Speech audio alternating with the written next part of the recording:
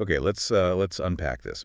If you looked at the stock market summary for December 27th, your first thought was probably that the market had, taken a post-holiday nap. It certainly looked that way on the surface. All three major indexes, the S&P, the Nasdaq, the Dow, were down less than 0.1%. I mean, it was the very definition of a quiet, low-volume Friday.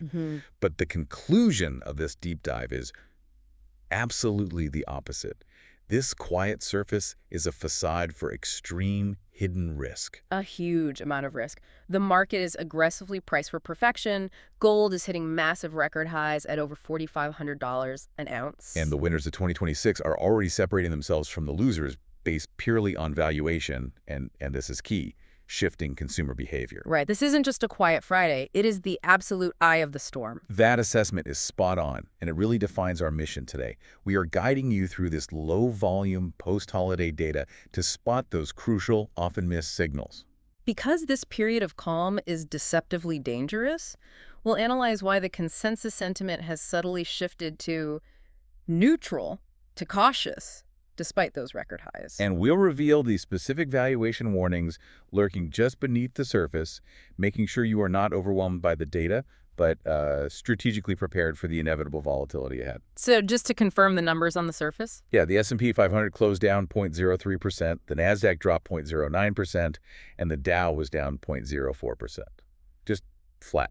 But if we look past those numbers, what is the single most important characteristic that defines this market right now? It's that concept you introduced. Yeah. The priced for perfection problem. Exactly. This phrase is now being used across major financial media, and for good reason. The S&P 500 just celebrated its 38th record high of 2025. 38 record highs. 38. That incredible run means that essentially every single piece of anticipated good news, every favorable projection, every expected rate cut, all the productivity gains from AI is already fully factored into current share prices. When you say fully factored in, what's the practical implication for an investor holding these stocks? I mean, if the market is priced for perfection, doesn't that just mean it's fundamentally strong? It means we are driving a very expensive car that currently has zero brakes. When a market is priced for perfection, there is zero tolerance for disappointment. Zero. If a company misses earnings by a penny, if the Fed hints that rate cuts are slightly further out than expected, or if a geopolitical event creates disruption, the reaction isn't measured. It's immediate and amplified. Exactly, because the expectations bar has been set impossibly high. We're also seeing increased severity in the warnings coming directly from Fed Chair Powell himself about stock valuations, particularly against a backdrop of, persistent consumer fear and ongoing tariff risks. That sounds like a market running on pure optimism, yet we have the VIX index, the market's fear gauge, sitting at an extremely low 13.6 here. It barely moved. It barely budged. If the VIX is so low, shouldn't we be feeling safe? What are the sophisticated money managers actually doing when they see that number? They are viewing it as a clear sign of excessive complacency, and they are preparing for the turn. Good. A VIX in the mid-13s suggests investors are collectively underestimating short-term risk and have stopped paying for insurance against volatility. It is a historical signal for potential reversals. So the source material actually calls this out. It points out clearly that volatility will make a comeback. Sophisticated managers are using this quiet period not to add risk, but to hedge against the widespread belief that, nothing bad can happen. And that sentiment explains the truly massive move we saw in safety assets and commodities. Gold futures hit an eye-watering record high at $4,563.55.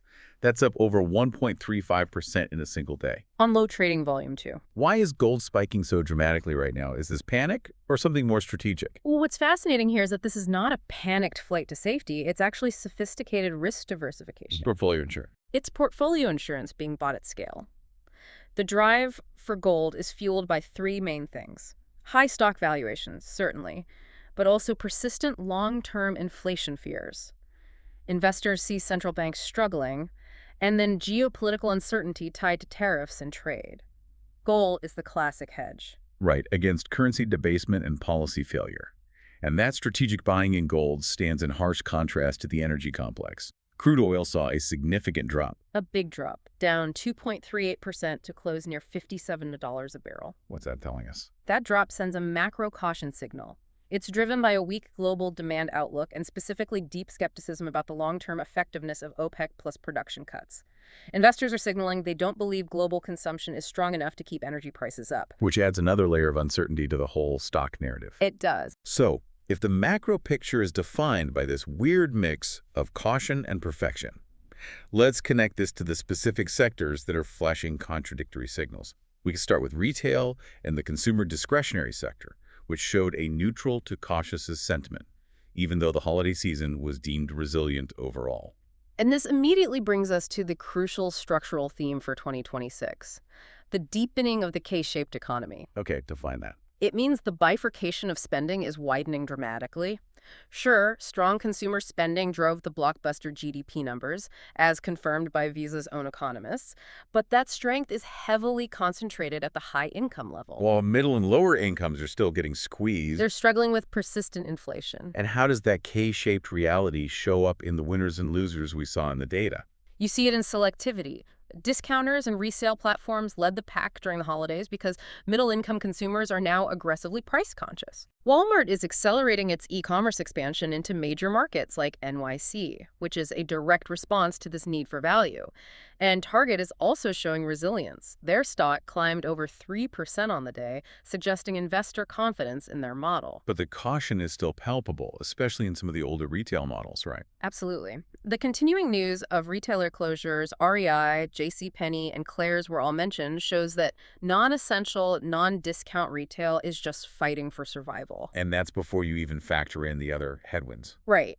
Add to that the escalating problem of organized retail theft, which is a significant tax on margins, and you have a sector that requires extreme selectivity. Let's shift dramatically to technology.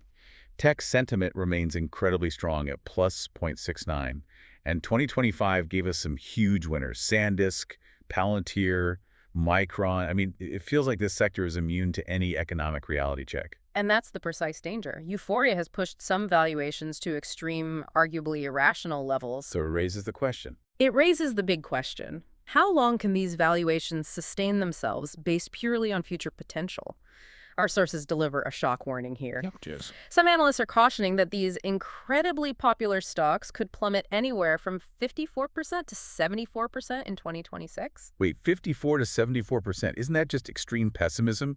What hard data supports a forecast that dramatic? It's rooted in valuation metrics. Things like forward price-to-earnings ratios, which are currently discounting 5 to 10 years of perfect execution and massive market dominance that just hasn't materialized yet. So if the company is almost perfect but not quite. If the company hits 95% of its perfect growth target, the stock could still fall 50% because the market priced in 100%. Yep. Palantir, PLTR dropping 2.81% even on a quiet day. That's a potential sign of early, sophisticated profit-taking. Recognizing that the price is just too far ahead of itself. Exactly.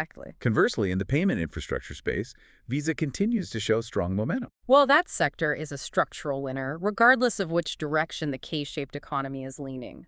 Visa operates essentially as a toll booth on the highway of consumer activity. A royalty on all spending. It's a direct royalty on continued, even if uneven spending. When Visa's economists credit consumer strength for the blockbuster GDP numbers, they are pointing to transaction volumes which benefit them directly. Okay, finally, let's expand a bit on healthcare. The initial data was pretty compressed. Sentiment was just neutral at plus 0.05. Yeah, healthcare is struggling beneath the surface with systemic margin pressure. The headline example was Walgreens, which had to take the painful step of cutting 6 days of paid time off for hourly workers just to reduce costs. The tough move. It isn't just a tough management decision. It reflects the squeeze on pharmacy benefit managers, escalating labor costs, and all the supply chain issues. So it's a symptom of a much deeper industry-wide cost crisis. That's it. And you have to contrast Walgreens' struggle with the analyst optimism surrounding competitors like CVS Health, which has diversified aggressively into care delivery and insurance services. So it's a different business model. Completely. It highlights the selective pressure. Companies that rely purely on pharmacy margins are struggling, while those transforming into broader healthcare delivery systems are showing resilience. These details confirm that 2026 is all about selectivity. It's not a rising tide. It's about structural winners and cost-cutting survivors. You got it. That leads us perfectly into actionable insights. For you, the listener, what are the immediate short-term opportunities to watch as we navigate this high-risk environment? The immediate tactical focus is the continuation of the Santa Claus rally through the first couple of days of January, though, the high valuations and low liquidity could limit the upside. So something to watch but not chase. Exactly. More importantly, we need to focus on the tax loss selling rebound opportunity. Okay, you mentioned the tax loss selling rebound. For the benefit of our listeners, how exactly does that mechanism work, and why is the new year the prime time for it? It's a purely technical movement. Investors sell their losing stocks at year-end to harvest losses, which they then use to offset gains for tax purposes. And that selling pushes prices down artificially. It artificially pushes down the price of quality names that are already beaten down. Once that tax-motivated pressure disappears on January 1st, those high-quality, oversold names often snap back very quickly. That makes perfect sense. Are there any specific names to watch?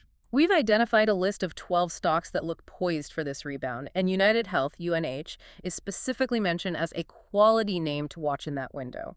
A strong, cash-generative business pushed lower by technical selling. Now, for those who are feeling that neutral to cautious is sentiment and want to play defense against the price for perfection risk, what's the discipline strategy? Should we be sitting on cash? Absolutely. Conservative investors should view cash as optionality. Maintain or strengthen your cash positions, maybe aiming for 30% to 50% cash to await the inevitable market adjustment. So you're preparing for a pullback. Given the low VIX and widespread complacency, we should be preparing strategically for the chance to buy cheaper assets in Q1, not chasing 38 record highs, fight the fear of missing out, or FOMO aggressively right now. And for those who still need to be invested but want stability and income. Look at defensive income-focused plays. The Dogs of the Dow strategy, which focuses on buying the highest dividend-yielding stocks among the Dow components, significantly outperformed the broader market in 2025. So things like high dividend stocks. Exactly. High dividend stocks like Verizon, VZ, and again, United Health, UNH, are recommended for that income focus. Okay, and what if I'm a neutral investor who wants to continue putting money to work but is worried about those volatility spikes? Then the best defense is discipline through dollar cost averaging. Right. For a beginner, what exactly does dollar cost averaging mean in practice, and how is it a reaction to this volatility risk we've been discussing? It's mechanical investing. Instead of trying to time the market, which is, let's be honest, impossible in this kind of environment, you commit to investing a fixed dollar amount at regular intervals, regardless of the share price. Which averages out your cost basis over time. It forces you to buy more shares when prices are low and fewer when prices are high. It removes emotion and mitigates the risk of buying the absolute top right before the inevitable correction. So use that approach for quality names and maybe rotate into some of those structural winners you mentioned. Yes, like the retail discounters, Target, Walmart, and payment services, Visa. Stepping back as we head into January, what are the 4 most important structural themes we need to keep in our long-term focus for the next, say, 1 to 6 months? Okay, these 4 pillars will define success and failure in 2026. 1. The deepening K-shaped economy, making rigorous selectivity in consumer stocks mandatory. Yeah. 2. The sustainability of the AI investment cycle, which will inevitably test those extreme tech valuations we discussed. 3. The uncertainty in Fed-shape policy.